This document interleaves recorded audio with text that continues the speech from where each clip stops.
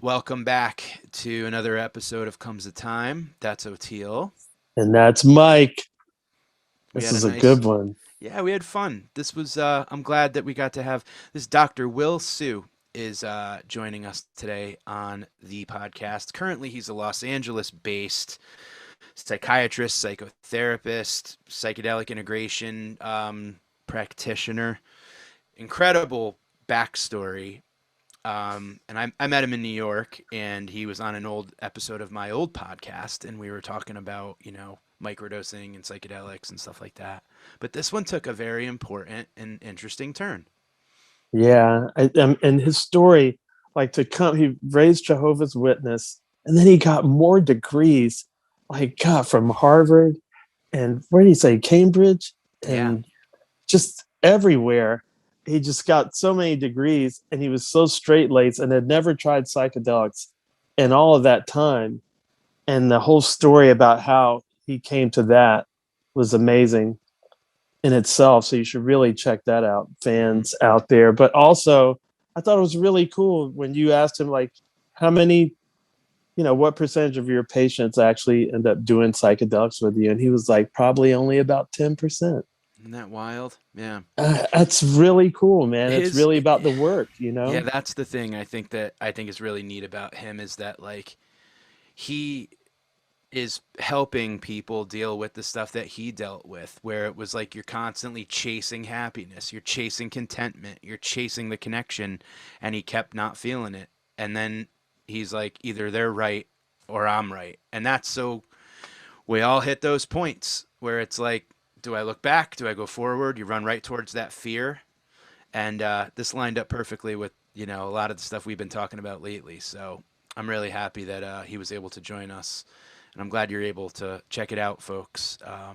And also, it's kind of nice to get like a different take on, we've been talking about psychedelics quite a bit on the podcast, so it's cool to have a different perspective from someone who deals with it on the day-to-day basis. So, Yeah, he was really cool about calling bullshit on a lot of, yeah, shamans and stuff down the yeah, ayahuasca Jesus, retreats. He's like, yeah, hey, man, do your there's research out there. shenanigans. Yeah, it was funny. He's like, because I speak Spanish and I learned some, just in hanging out with people. Like, Right. oh, so he pulled Yeah. that a couple weeks ago, huh? All right. Yeah. And we're never giving medical advice. We just love talking to Well, interesting people and bringing different perspectives to all of you. So we're not doctors. Don't follow our advice. But thank you, Dr. Will Sue, for joining, and thank you guys for listening. Here on Osiris Network, home to so many incredible podcasts, go to osirispod.com. Oteil and I and Eric, the wizard, always have extra episodes over at Patreon. You get an extra episode a week. You get a bunch of good. I mean, Eric said he's posting something every day. the I mean, wizard, it's man. worth it. Hey, you know what? If I wasn't on this podcast, I might subscribe just to see what the hell he's posting. But patreon.com/ comes a time pod. Join us over there. Get your bus pass. There's plenty of seats available on the bus. Um, Oteil, you're out on tour right now. And Yes, you good? You I tired? am good. These podcasts help. Yeah. It's a real challenge. And we talked about that in this podcast with Will Sue, like making the everyday sacred or finding the sacred in the everyday. So Yeah. instead of being out here and just being bored and poor me and looking for harder and harder drugs and more booze, you know, I'm doing the exact opposite. So Yeah. I guess I'm doing good. Well, thank you for everything that you're doing. We're enjoying listening. And Um, check out Thank you too, man. thank you for everything that you guys are doing. Tell the guys that we say, us fans say, great job. And stay safe, everybody out there. And we'll talk to you soon.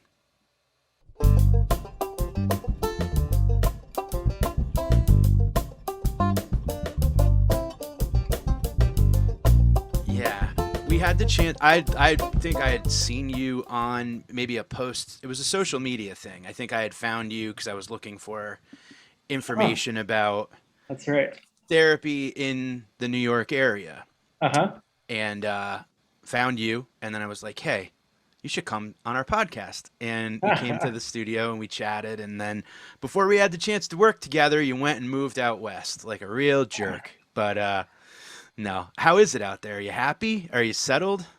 It's interesting. Like probably in the last week, overall, yes, happy. It was honestly a pretty chill place, I think, compared to Manhattan to live during quarantine. I moved here a month before COVID hit, but I've all but decided in the last week I'm moving back to New York in the spring. So Nice. I'll let the city sort out the situation for a little longer, and then I'll move back when it's nice and peaceful again. Yeah, don't rush. I think you should take your time, and the spring will probably be perfect. Hopefully, we have a little I bit think more spring. figured out. So, we've been lucky to have so many incredible guests, from Rick Yeah. Doblin to Jim Fadiman to Paul Great. Stamets, and all this time I was thinking, like, I really want to reach back out with you and talk to you, because there seemed to have been quite a few advances in this space, and we always kind of have this mantra of O'Teal nailed it perfectly. How did we get here, and where do we go from here? And I feel like we're all kind of going through that together and on our own. So wanted to chat with you kind of about how things are going in this space from your perspective, and advances and all of that, and just see what's cooking. Yeah, I think it's funny because like there's no doubt I disagree that there has been some advances since we spoke. I think that was probably, I don't know, 2018 or 2019, something like that. But I'm trying to think of the antithesis of advances, because there's also been setbacks, doesn't seem like the right word, but there's definitely been some shit going down, like especially when it comes down to like, companies going IPO, big money coming in from pharma and from marijuana that I would not put under the category of advances. So Very Yeah. true. many things have happened. So Well, it's yin and yang. You got to take. It's like, yeah, mushrooms is legal in a couple of places now, but then on the other side of the coin, you got to deal with the big corporate monster evil shit getting in on it. yeah, and for me, it's like that's the part where I don't know, but it's not getting boring, because certainly, I mean, if we hit a utopia in the next, year or two, it probably, it would get a little boring. So definitely having some roadblocks and unforeseen circumstances. But overall, the way I've sort of summarized it for myself is that for the most part, what I would say is, unfortunately, that most people have taken the structures that they were already playing within. We could say the structures of science and medicine, or the structures of Capitalism. social justice, or religion, and we're seeing them plopped right into psychedelics, or big business and psychedelics. So it's not, to me, like it's not like things have gone south. It's just like a lot of us that had been in this field for a long time, there was something that resembled a community, a psychedelic community at some point. Everyone kind of knew each other. And in the last year and a half, shit just hit the fan. It's like everyone is now like CEO of this, and companies going public, and patents. And it's just like, what the hell happened? What happened? And so my initial reaction was just like, get these people out of here. We've got to do it right. And there is such a thing as right? I was playing with that in my own head, as opposed to, what? Okay, like this is the community, the other communities are coming in. I don't think most people are like trying to do something harmful or carry in their old baggage. It's just they don't see it. And so I think it's kind of interesting, because I feel like now psychedelics are percolating into culture in general, not just medicine and therapy. And I think, then it's going to, do its magic, and we've still got to do our part as people in it. So that's kind of the way I've thought about it. Well, and maybe it's getting them closer to dosing, because that will change it. Like whatever you're bringing into it, if you're just trying to be a capitalist about it, or even a vampire capitalist, to, put more of a point on it. If you dose a few times, you might change from that, Yeah, I mean, go ahead, Mike. No, go ahead. No, I was going to say you could change, but how, in what direction one changes, I think that's where like setting who are the friends that we are involved with, who are the facilitators, because the thing is like, even before the last year really got, again, just picked up in pace, like there was an ayahuasca retreat, which I'll keep nameless at this point, but it was like a bunch of very wealthy people that had set up a ayahuasca retreat out of the country. I think it still exists. And like, you know, they, instead of Icaros, they were playing music. And then at the end of the ceremonies, they were playing like Johnny Cash. And it's like, I met a couple of the people that left those retreats, and then that they actually, psychedelics, I think, can actually hone you in on being a better capitalist. You know what I mean? Because if everyone's opening and having their experience, and as they're coming back down or integrating in the days, they're speaking their own tune, but no one's really there to hold the, okay, how do we transform or transcend? Everyone's like, hey, our bullshit's really good, isn't it? Yeah, people are gonna and you can deflect towards something that I would say is not so heart-centered. And I think that's where I have some concern right now, is that there's just this Rick Doblin said it perfectly. He may have said it when you guys talked to him. He said something like, on a podcast once, that he said, you know, access to psychedelics is outpacing the science. Yeah. I would add to that access to psychedelics is outpacing knowledge practitioners that know how to use it, community members that don't know how to use it, and entrepreneurs that don't know really what they're selling. You know, it's just become almost like another mad rush in some ways compared to the marijuana movement. So yeah, it's your intention that you take into it. Because Mike was talking about a guy that he knows that dosed himself Republican. And that really taught me, like, wow, it's really your intention that you take into the trip that affects the outcome. Because I thought it would just fix you, but apparently not. You know? I mean, that would be great if it did, right? I mean, that would be awesome. But it's just not, and that's the thing. Like, maybe that was my naive impression before all this happened, where I'm like, oh, it's like great. It's only going towards oneness and love, and it's like, what? Like, yeah. You know, well, hopefully there's an arc. Well, I kind of think the thing that I've always respected a lot about anytime I ever see anything, Will, that involves you, is that it's about the intent, and it's about the keeping it sacred, and not, you know, playing Johnny Cash afterwards and stuff, you know. And I really think that I've been listening to Michael Meade a lot lately. I'm not sure if you're familiar with who he is. He's a storyteller and a podcaster and all of that. And it's like a lot about like origin story, oral tradition, myth, how we can learn from all of that and how sacred that is. Now we're all dealing with 10 tragedies at once flying at us if you watch the news for a half hour. It's hard to deal with all of that as one person and figure out how do you do it. So when you look back to ways that other generations dealt with catastrophic events and change and all of that, and psychedelics, and doing it in the right way, in a, you know, ceremonial way, can do that. You're kind of saying like, okay, teach me, and opening up the door and sitting back quietly and listening, instead of treating it like, you know, like a psychedelic cocaine, where you're kind of like, oh, I'm gonna go start the biggest business in the world, you know. Do you think maybe it should be I don't want to say should, but is it useful to put it in the lane of more of a sacred tradition, so that it's being used properly, for lack of a better word? I would. The thing is, it's interesting because when you mention the word sacred, it makes me think of like, I've been using the word spiritual quite a bit in the last few years. And for some reason recently, I started thinking it didn't feel good. And I'm like, what do I even mean by spiritual? And for me, what I ended up realizing is like now, because the lines have blurred so much, to me, like this life experience, my day to day, whether it's working with clients or talking to friends, feels very sacred to me. You know, I mean, it literally feels.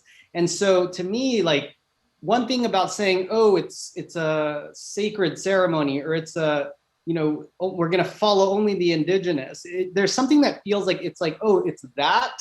And then there's my everyday life. Or to me, I'm trying to like, how do we bring these two things just more together? Because to me, I mean, again, I've mostly done ayahuasca with the Peruvian Shipibo tradition, powerful healers. And at the same time, because I speak Spanish, right? So most people like go to these retreats, you meet the healers, and, you know, you don't talk to them because they're, you know, they have their indigenous language or they have Spanish. But I've had this advantage where I speak Spanish. So I like sit there and I'll chat with them for hours in between on the days off. And I started realizing, because everyone's like, oh my God, maestro, and these people are so sacred and holy, which there's beautiful sacredness. Yeah, they are. But getting to know them, like one in particular, literally, and I was like getting to know one of the women. There was a female healer and a male healer. I was talking to the female healer, and she's like, yeah, but and so, yeah, that's my ex, and he like cheated on me with that other person. They're like, just people too. Yeah, totally. And I think it is so important for me that I've seen that, because I think if we set some of these either traditions or whatever to be, oh my God, they had it right. No, they didn't. They still have a lot of problems in their own communities. They still struggle, but they have some tools that are beautiful that can help me. And I think for me, I would, so that's the thing. I think it's more of a, if there's a way of reminding us of the sacredness of ourselves as we put psychedelics out in community, that is what I think would be ideal. And I'm up for people developing their own creating their own or finding their own path to their own what sacredness means to them, and I think that, and if it's a new Western version of that, then great too, Right. Well, it'll have to be to a certain extent, right? Yeah. And I guess too, it's like about the intention. Like if you're taking, a handful of something just to stay awake and finish a keg, that's not sacred. All right. But if you're going into it and you're going, I want to learn more about me, I want to get to the root cause of whatever anxiety, or I want to learn what it can teach me or whatever. Like, I think that's where, I guess, my working definition of sacred is, where it's like, what's the intention of the experience, And I think ultimately a lot of those, the traditions that I tend to study the most, the aim of them is to bring the whole thing into your, full integration into your normal. So there is no unsacred, there's no secular part and sacred part. Like it's just all, you want to get, because I really, going through this tour, we have to quarantine a lot, so I'm alone a lot in hotel rooms. I got 4 days off, and it's really a challenge. And I'm like, I see why other musicians did so many drugs. They're lonely, they're bored. It's just like the everyday. And it's like, okay, but this is actual sacred time because you're alive right now. And so how can I make this not like, how can I flip this? And it's been really good for me to try to do what you're talking about. Well, just like make the everyday sacred. And I'm finding, I'm not using psychedelics to do it at this point right now because I don't have any probably. But it's I've been feeling like that's the theme of this whole tour, and I kind of hope that's what, if people do try psychedelics, I guess that's my hope, that it would kind of lead them down that road. Yeah. And ultimately, it's interesting. I caught your this phrase, it would lead them down the right road, which ultimately what my most powerful work with psychedelics has been. And when I work with people with or without psychedelics, it's how do we empower ourselves and trust ourselves to lead ourselves down that road ultimately. So, and that, because again, every time I have externalized a guru and said, oh, finally, this is the guy, he's going to teach me. Or that's the person. I've been just shit on every single time, and disappointed. Once, literally on a roadside in Peru, having $1,500 stolen from me by this sham shaman who was having sex with the women at the ayahuasca retreat, with my backpack. And I'm literally sitting there now what am I going to go tell my friends when I go back to the States? Do I tell them the truth and be like, look, I built this up over the last couple of months and this is what fucking happened? And you know what I mean? It was just, and it was, and to me now I'm glad for those experiences, because I'm like, what was I doing? I kept externalizing the power. I kept externalizing the healer. And to me, those were lessons of you're going to find perhaps some beautiful guides. You'll find some teachers, but they are only going to be helpers to me in finding my own version of sacredness, of what I want to be when I'm alive, how I want to show up to the world. And once I was really able to shift that is when, I just started getting more and more gifts from this work. So. Do you feel when you're helping when you're either in a session as a guide or helping someone through integration and all of that, that you need to figure out a way to keep their experience from affecting you in a negative way. Like I think about that a lot. Like my wife works in the hospital with cancer patients, Yeah. and she needs to kind of like have her drive home where she cranks music and does her thing. Like that's her time, you Yeah. know. Like I imagine that when you're in with, during a session, you're witnessing some pretty profound experiences that people are going through. Like how do you then process and handle that? And I actually, it's interesting because I think the phrase you used was, do I want to not let it affect me? I actually want it to affect me, because like, or it's how it affects me Okay. that I really, Yeah. that it's really key because like, I'll give an example. So when I first went into therapy about 8-9 years ago, this was before I ever tried a drug. I mean, I tried pot like 5 times. I ended up in the ER twice with panic attacks. So I was raised Jehovah's Witness. So when I was like 33, I had left the church, but I was very much like drugs are addictive, drugs are dangerous, etc. So the reason I bring that up is when I first then started even exploring psychedelics, I was so cautious. And the type of therapist that I found was like a traditional Freudian analyst, meaning like that's the type of therapist where like I was on the couch, the person was sitting behind me. It was like ultimate boundaries, meaning like I didn't have to deal with seeing his facial reaction and all this stuff. Anyway, we can, Right. an interesting technique. But the reason I bring that up is because that was ultimate, like, I don't want to feel like, and I practiced like that for a little bit. And I realized for me, where I was at that time, it was helpful because if my junk gets mixed in with their junk, that's when you have a problem. Because if I'm not clear, I think I know what's best for them, or if I have animosity towards my patient or I find them attractive, all this can screw up what I'm trying to do with them, right? And a lot of therapists struggle with this in different ways. Except as I've dealt with more and more of my junk, it's like I feel like it's a joint experience where I am like me being able to feel and really feel at depth where they are, things that they've kept secret all their life, or things they felt ashamed about all their life, or things that have felt so like, oh, if I share this, I'll be unlovable, no one will like me. That's when I want it to affect me, because I want to be able to like get in there with them and bear, like I use the word bear it, like I can bear their pain with them. Yeah. When you can do that, that is when the magic happens. That's when you get these catharsis. People are not feeling alone with this anymore, and they can move past it. And you don't really need the psychedelic for that, right? Like that. The thing is, it's more with time. As I've advanced myself in my own journey, I've used psychedelics with people less and less. I've used them less myself.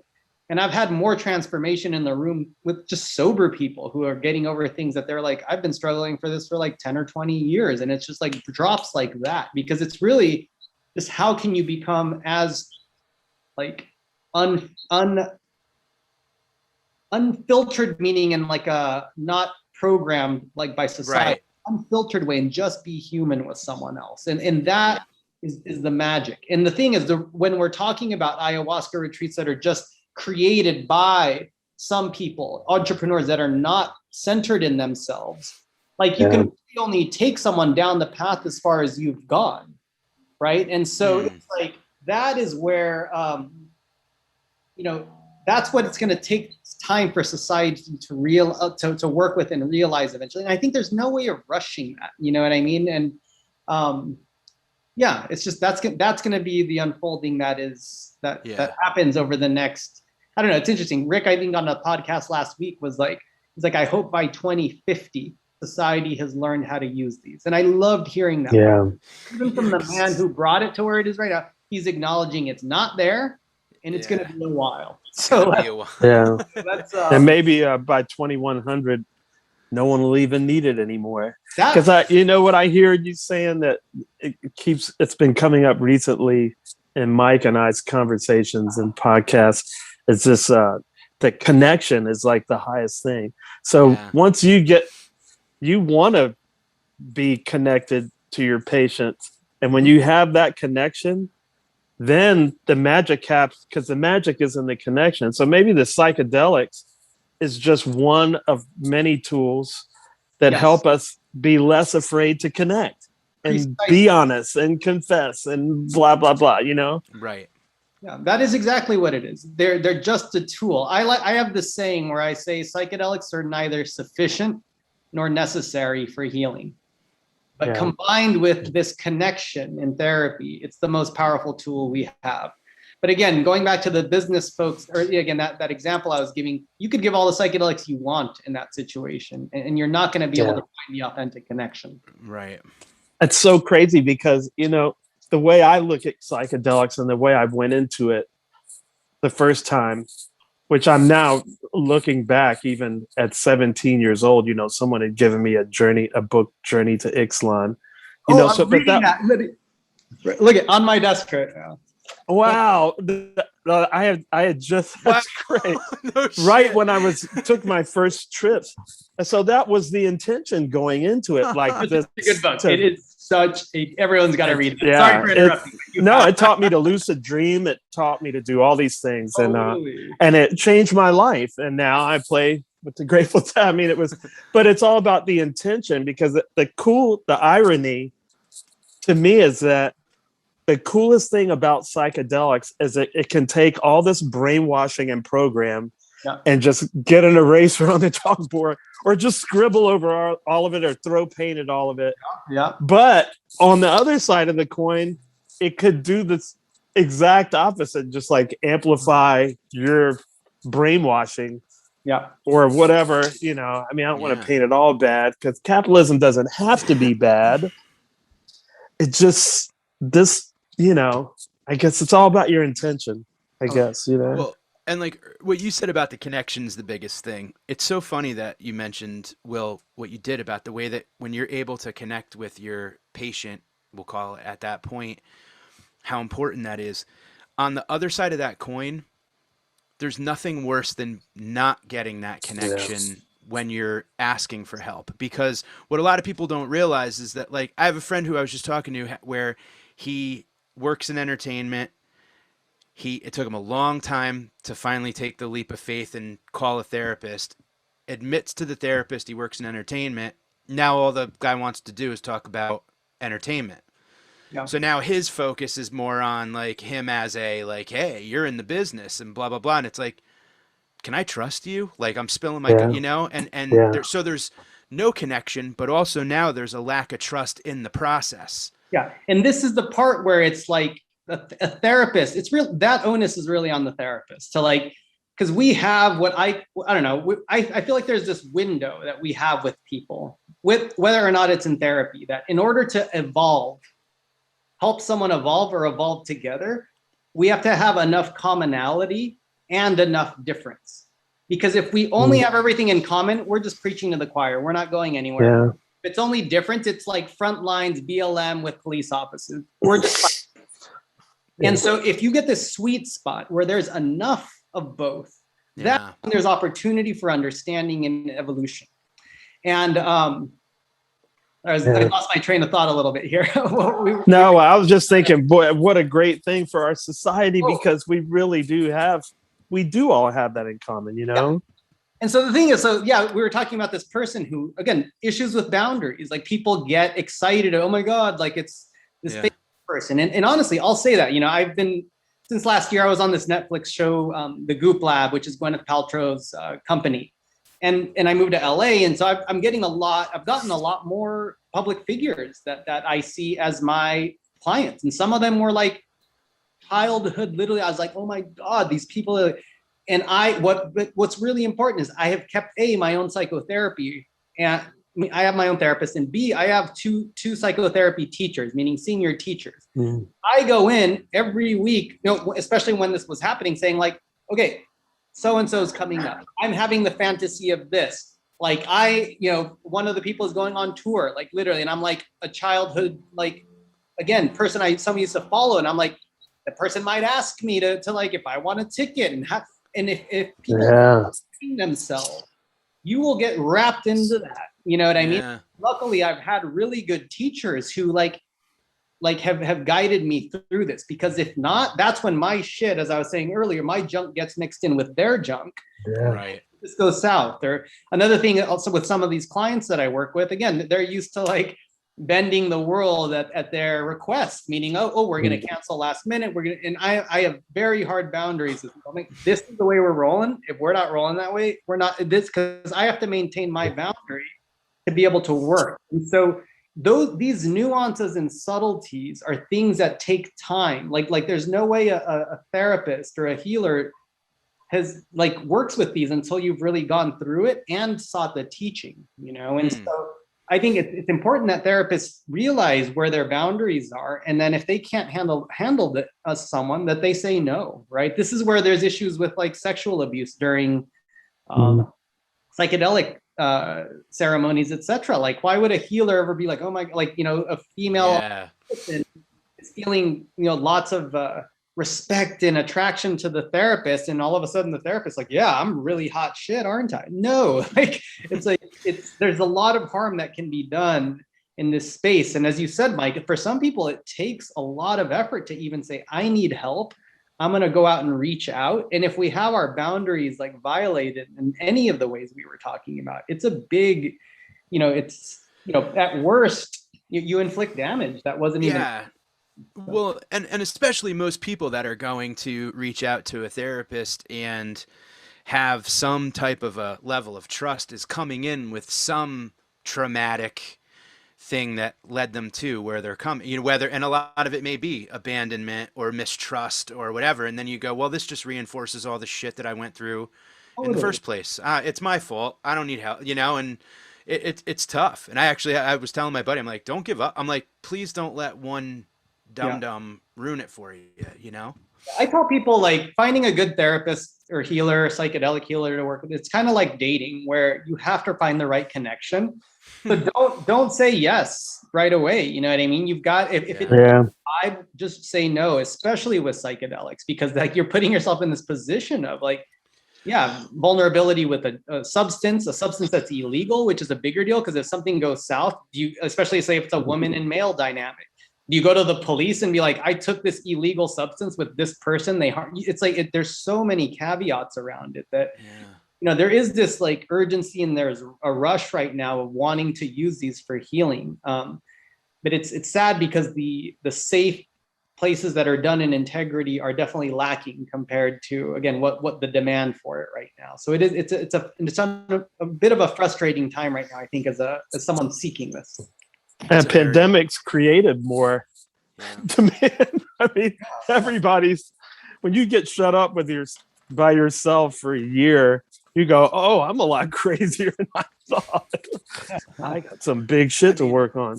I think that's extremely important and extremely honest, though, what you just said, Will. I mean, really, because it's like, make sure. How does one make sure that the person that they may embark on an experience like this is legitimate? There's no Yelp reviews or whatever of, an MDMA therapist or whatever it may be. Like, how do you actually... It's a hard thing. So for someone seeking that, what do you even do? I actually, I've been asked this, as you can imagine, a lot. So I'll give my short answer, which I thought about recently. So I'm kind of fun. I'm excited to start sharing it. But then I'll give you a longer answer. So the advice I've been giving people is feel into it. If you think that this person can help you without taking a psychedelic, meaning if you get the vibe, this person can help me if I just met them every week for 6 months, that's a great sign. If you think no, then what are the chances that they can actually help you with the psychedelic? And the thing is, that's probably going to cross out the vast majority of people. And the thing is, and that's okay.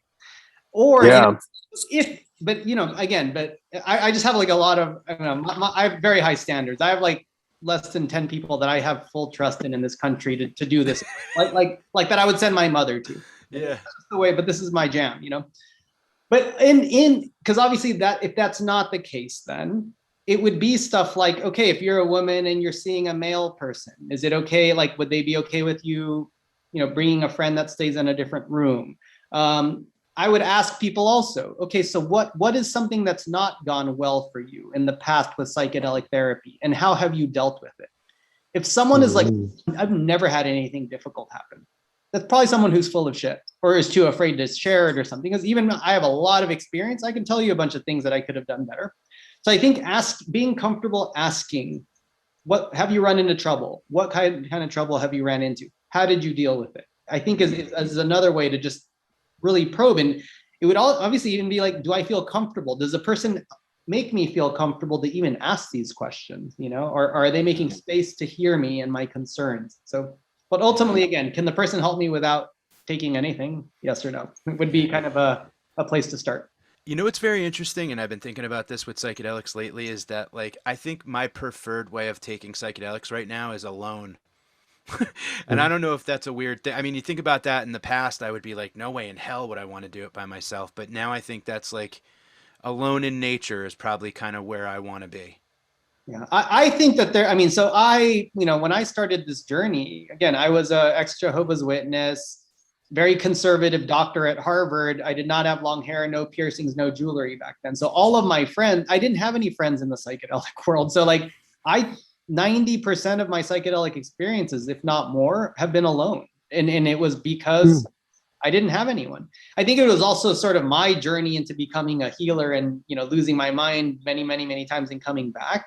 But meaning, I think, it's an okay way to explore your own consciousness. Try to set things up as best as possible. Like I have my playlist that will last in theory the whole time. I always have a buddy or two that I'm like, okay, hey, I'm going to do this by myself. Can you stay on call just in case? So I don't think it's a bad way to do it. I think it's just, it can be a very beautiful and transformative way to do psychedelics. Yeah. What is your origin story with psychedelics, coming from such a completely straight, like uber straight background? It's like Harvard's like the East Coast Palo Alto, it seems. Doesn't it? Kind of... I'm happy to share. Mike's already heard this, so I hope he doesnn't get too bored. But no, please, I love it, man. I'm just happy to have you on. It's great to see your face. Yeah. So I have both a medical degree and a PhD. So I loved school at one point. I thought academic achievement was going to be what made me happy. So I got a bachelor's degree. I went to medical school at UCLA. Then I got my PhD at Oxford in England. Then I went to Harvard to get my psychiatry degree. So literally it was like 13 years of straight school to get to Harvard. And I had one other so anyway, I had finished my first year at Harvard, and it was a miserable year. I mean, intern year of a doctor is really tough. It's like 80, 90 hours. You're like doing all the scut work and, sleepless nights and, staying in the hospital. But it was like this, probably like many fields where it's like you pay your dues in your early years. But that's supposed to be like, okay, and then we're done. And I finished and I was like, okay, like many times I had tricked myself in my life. And like when I was in med school, I'm like, oh, as long as I just finish med school, I'll be happy. And then I start med school and then I'm not happy. And then my mind starts saying, oh, no, so you didn't have all the information. You've just got to get this PhD. And I was like, okay, work for a few years, get the PhD, happy for like a week. And then I'm like, oh, no, I'm still unsettled. I'm not happy. Oh, I've got to get into this residency program at Harvard. Basically what I'm painting is like, I had in my mind, put all these external hoops in front of me saying, this is what will make me happy. This will make me happy. And I finally got to the most major hoop of my lifetime there. Also, this was impacted because my father died around 10 years earlier. But I got there and I'm like, I'm miserable again. And it was a big choice point where I was finally like, do I admit to myself that I'm really miserable, or do I put another hoop in front of myself? Initially, I put another hoop in front of myself. I actually said, oh, I'm going to become a medical consultant. I'm going to drop out and get an MBA. I literally wow, down this path. But then it became so obvious to me as I was in therapy. I'm like, you've been doing this your entire adult life. And so it was a hard pill to swallow, but I was literally like, either I need to like really focus on what the hell is wrong with me and why am I doing this? Or I can keep down this path of people who, again, just delay gratification and aren't really there. And so it was really, there was this choice point because I talked to my colleagues and professors about it. And they were all just, it's going to get better. And you just keep, and I was like, no, after doing DMT was my first psychedelic and my first 100 psychedelics. By then I had tried DMT and I'm like, no, I'm looking into some like funhouse matrix. I'm like, and I remember. So what brought you? What made you try DMT? Like that's going in the deep end, dude. Right off the bat. No, okay. So I'll finish the story real quick and I'll go into but I remember there was literally a choice point where I am like, I can either keep living, either they're right, and I'm wrong, or all of them are wrong and I'm right. And that was the first time in my adult life where I'm like, I believe myself. And it just, I rocked the boat there because people were like, you're going to fuck up. Like, your classmates are going to have to work harder if you drop out, blah, blah, blah. But I was like, no, I've seen into like this virtual reality game that I'm in and I'm not playing anymore. Anyway, but so back to your question about DMT. So as I was initially pondering dropping out before I tried a psychedelic, it's interesting because I, again, was so involved in school and academia and achievement. My childhood best friend from when I was 9 was the opposite. He was living in California. He was in a band after high school, like partied, and just worked. He labored with his father, who was like a window installer. So like that was his life until the 08-09 financial crisis. And so that financial crisis made him decide to go back to school. So as I'm going through this at 33, he's in his first year of college. Wow. So he was dating his physics tutor. And what happened was that she ended up introducing him to DMT. So then we get on our, twice monthly calls and he's like, oh, have you heard of DMT and psych? I'm like, no, dude, these are dangerous. And then he's telling me about Terrence McKenna videos. I'm like, no. That's the deep end. I'm like, something's wrong with him. I've got to call his mom. Like, what's happening? And then finally one day he's like, but they used to do research on this in the 60s and 70s and they found it worked. And to prove him wrong, I went to PubMed, our medical search engine. All of these old papers popped up and I'm like, what the fuck? And that day also changed my life because I was like, wait, were we being lied to? It was the first time I knew about the war on drugs and Nixon. And so it was shedding all this stuff from being 40 now. So I lived through the Reagan DARE program and all the stuff in the 80s. I also, again, and I was Jehovah's Witness. So it was like letting go of all of these old stories and trusting myself. And so the reason I picked DMT, well, he had tried it first, but in some crazy way, I didn't know really what everyone was like, oh yeah, you lose a sense of time and you leave your body. But in my scared head, I said, well, okay, well, this thing only lasts 5 minutes. I'm terrified to try it. So I may as well try this, not LSD, because that lasts 12 hours. Little did I know that you completely lose time. So but it was the perfect intro for me because I think if I had anything else that was more subtle, I probably would have tried it once and may have been too scared to do it again. But DMT is so profound to me that literally the thoughts that I came out with was it was waiting for me. I've been there before. And it was more real than real. Those are the 3 phases that came. And I was like, there is no doubt in my fucking, you know what I mean? It was not just chemicals. I'm like, I have seen into the depths of the universe and I'm ready to rock. So that has been my last 9 years has been just crawling out of this hole, seeing the world more and more beautifully and trying to help other people do it too. It's funny to me because I was not raised religious at all and had, for lack of a better term, a religious experience when I was 40, which turned me around.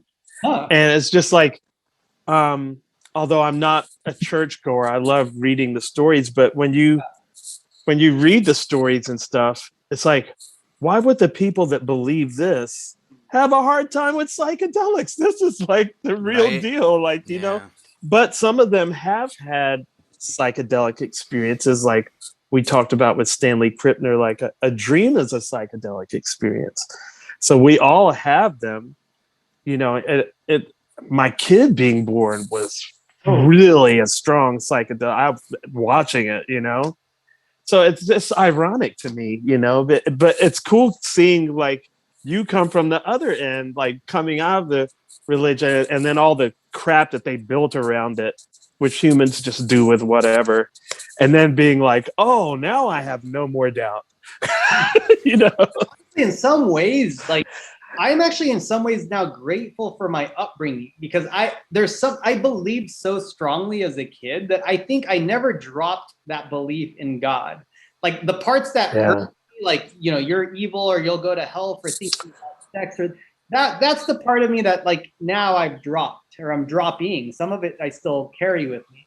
But the fundamentals of almost any religion, for me, especially Islam, the Kabbalah, and like the depths of Christianity are all beautiful, and they actually don't agree with psychedelics. It's the human interpretation and limitation of it that is like, I don't know. One of the things I remember about like the Jehovah's Witnesses, they were so good at delaying gratification, which was what I kept doing in these cycles of It's like you will reach the kingdom of God. The last shall be the first. That always stood out to me in church. It's like, oh, if I suffer now, I will have later. And I got so good at suffering now, but then I realized that later never fucking comes. Now never went away. So that's what I think is the beauty of doing our personal work with and without psychedelics. It's like, then this is the miracle every single day. It's like doing this podcast. How freaking cool. Like, you're like, this is it. And so, I think that psychedelics kind of bring it back to nature because, the problems that I see with religion, it's like why the 12-step program is so successful, because they forbade any hierarchy.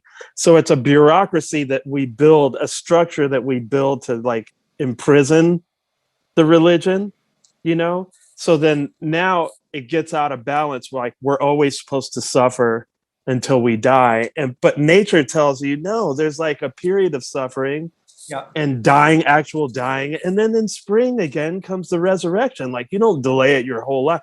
You let yourself go through these cycles that they're natural, So frustrating. It seems too that like, and this is something I wanted to ask you, Will, about from the psychotherapist standpoint, or from just mental health at all. We hear a lot about, let's say, MDMA for PTSD, or this and that for PTSD. PTSD being this kind of like very broad. I feel like if you've been alive for a certain amount of years or in a certain period of years, you have PTSD.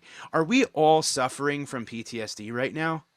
I wouldn't call it PTSD. I would say we are all suffering from I'm going to say this very carefully. We are all suffering from our coping strategies from that result from not feeling connected, deeply connected.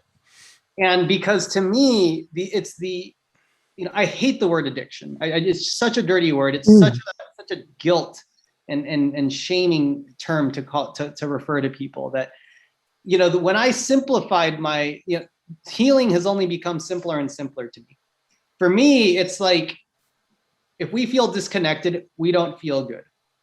And one person, because of their genetics and then their upbringing, may then use alcohol to soothe that feeling of disconnection. Another person may use sex to soothe and forget about the pain. Another person may lock themselves in their room, in their apartment, don't interact. We call that depression.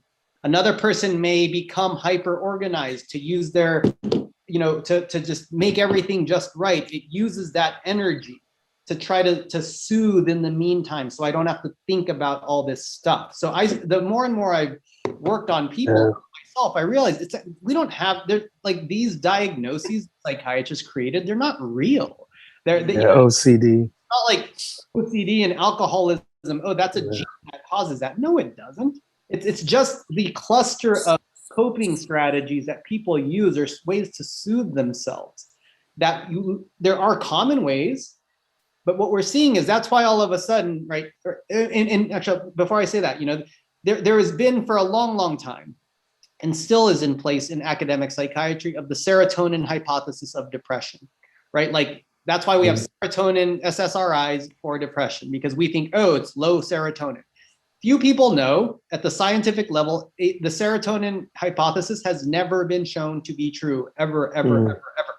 Wow. And But they're that makes making that sense money. because SSRIs don't even work. Like you don't need to be a doctor to know that they just don't work. Yeah. But all of a sudden, and anxiety has had its own, neurotransmitter causes supposedly, so has OCD or addiction. But what happens with psychedelics? You have MDMA for PTSD.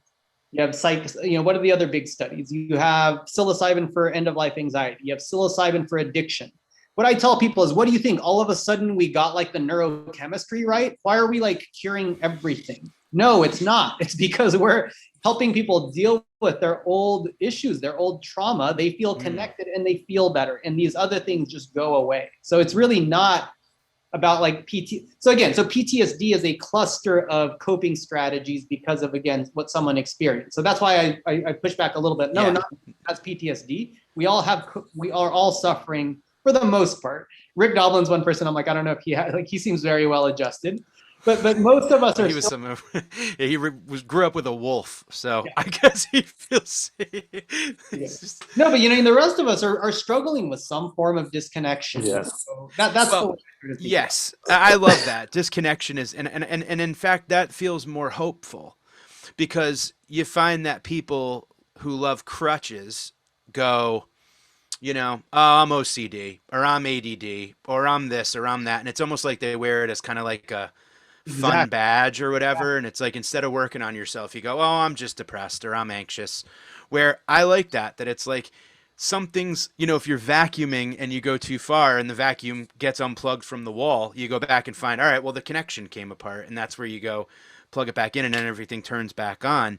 The thing I was trying to explain to someone, that sometimes nothing is everything when it comes to overcoming anxiety. Like when I go, nothing matters, that doesn't mean that I'm like, nothing in the world matters, I should just die. What I mean is, nothing matters. Isn't that amazing that nothing matters? Like, because when your heart, everything fucking matters when you are disconnected. So it's like, when you're able to kind of go like, okay, yeah, that doesn't matter. That world's not going to end if I don't do this, this, and that. Yeah. And then you kind of reconnect with, I love that. I like that way of looking at it. And to circle back a little bit to what we started with, right? It is about the connection. But who else doesn't like that? Big Pharma is not going to like that. Yep. That's right. Totally. Yeah. And though, the wellness industry is not going to like that. The wellness has now become its own massive form of pharma that looks totally. The wellness community doesn't want us to just heal with connection. Not good for business. No. The thing that it's not good for is a developing medical pharmaceutical industry. It's not good for them either, right? And that's the thing where like, and I don't know how much time or how often you guys tend to go to LA. I live here in Venice Beach, so I've gone to MedMen, that one of the major weed spots, and I'm like, it terrifies me every time I walk next to it. I'm like, I hope this doesn't happen to psychedelics. But already some places are selling like little cute jelly packs of like gummies for psilocybin, and I'm like, again, all these industries, it's not good for business if people figure out that it's the connection that really matters. And so, it's funny. They're too scared to find a new business. Or even, I'm actually going to throw even more nuance on this, because in the last year and a half, you guys have probably noticed, I definitely have kept my eye. Everybody is a psychedelic guide or coach on Instagram now. Everyone's like, oh, I'm going to help. And I'm like, what? And again, that is an industry, right? So for the people putting out the messages are saying, oh, psychedelics, you need them. It's like that's problematic in and of itself too. You know what I mean? So it's like, I don't know how it's going to unfold in terms of. We've struggled with that, or I have. I'm sure me and Mike have talked about it together. Where I don't want to be like the psychedelic podcast where Royce, because you're messing with your brain chemistry, Yeah. But at the same time, I feel like after 50 some years of, brainwashing and propaganda and stuff, I guess you just gotta. Well, I mean, look, e-cigs aren't made for you to not need them, right? Like, yeah, they may get you off cigarettes, but you can smoke the thing inside of cars. You could smoke in a restaurant. You can like rip these things down. They make it so you get addicted to that too. You know what I mean? Like no one's making a thing and going like, well, you're only going to need this for 3 weeks. So, like even people like Chantix, like was people were starting to get like hooked on taking Yeah. that because you'd have side effects coming up, whatever. We don't, this is important to talk about because it's like, that's what I tried to say to Rick when we were when he came on was that like when microdosing or when these words are just being like tossed around by every, you know, mom and every yoga teacher and every this and that like does it become almost too commonplace and then it's like, you It's know, a fad or a trend. right, yeah, but it's not taken, and that's what I almost meant by sacred, where it's like it's not Yeah. taken seriously. It's just too easy to just be kind of like, it's just The like, well, I vape. Americanized, the Americanized It's the version of vape of the psyche or whatever, you know. Or the other thing is, if for most of us, right, it's like so there are reasons that led us to feel disconnected as children, but then we have taken on versions of those same forms of disconnection that we most markedly see in our relationships with our partner, right? And our partner brings in their struggles of their communication of openness and love that they struggled with their parents, right? The other thing is that we must stay on top of it to say, what am I, and this is what I think of as psychedelic integration. It's another buzzword that I despise now at this point because I've never heard a single definition that I think is a good one. My version of integration, the way I work with my patients and myself, is we identify what are the things that I am doing in my personal life, in work, family, friends, or romance that are feeling disconnected. What is my role in those things? And we cover this in detail before we even think about a psychedelic. And then we try the psychedelics, and then we unravel that. And integration is then saying, I am now going to make different choices, say things differently, act differently towards those people. And that is going to change my connection, hopefully, with the most intimate people in my life. That's integration to me. It's not like, oh, like I'm going to go journal or go do yoga. Like kind of helpful, but not really. Like integration should be how am I being different in my life in a way that is more connected to my heart and is not being defensive. I'm being more vulnerable, and how am I open to other people? That is like my anyway. I like that. This is on the way I think of integration. Hey, I ready to do love the that. work. It's actually doing the work. Yes. And that's Yeah. and that's hard work. And it's unlearning a lot of stuff, and that's hard, It is. but that's It important. is. I like that. But then Yeah. there's no way around that. There's literally no way around doing it. Mm-mm. You know what I mean? Because it actually then becomes much easier. Oh, I'm just going to microdose every 3 days. Oh, honey, I feel good on the. Oh, shoot, we still got in a terrible argument. Microdosing all your life is not going to change it. It's not going to make us do those things differently in our interpersonal interactions. So psychedelics can show us what we're doing. Yep. Psychedelics can make it apparent that we are falling into patterns of the past. But the free will and the choice to actually make the different decisions, especially when we feel triggered and upset, is where the money is. So start to finish, let's say, when you're working with someone from like you said, that even the thought of doing a psychedelic isn't even in the picture yet. Like your journey with a patient, let's say start to finish. And it may go on forever with talk therapy, but from beginning to integration, about how long of a time are you spending with folks? Would you say it's a couple weeks, a couple months? No. Different for everyone? It's a hard thing to say, but honestly, no. People don't stay forever with me. I don't think I would be doing a good job if people stayed. Well, I No, mean, but like I think like even just without psychedelics, I think if someone sticks with me even like 6 or 8 sessions, which is, I mean, most people that come to me at this point, work with me for some time, but it's like a lot of people come to me because of psychedelics. There's no doubt. In first emails, in our first chats, they came to me because they heard about me through psychedelics. Interestingly, I would say only 10% or less ever end up doing one, either in my office or with anyone, meaning they intend to. But then this work that I'm I'm kind of giving you a window into how I work. yeah. They're then making these changes, and they're like, I just feel bad. I don't even need to do that anymore. They start seeing how like Yeah, that's awesome. autonomy is really changing how we engage. And then they're like, fuck it, yeah, I don't need the psychedelic. Or some people do, and then they can move along even quicker. But yeah, so I would say it takes long enough to just, depending how in their personal life circumstances, how much. That was for me when I was a teenager. Like I said, we went into with this intention, after reading Journey to Ixtlan, and it wasn't a party thing. And I remember the trip that I had, and I was like, I don't need to do this anymore.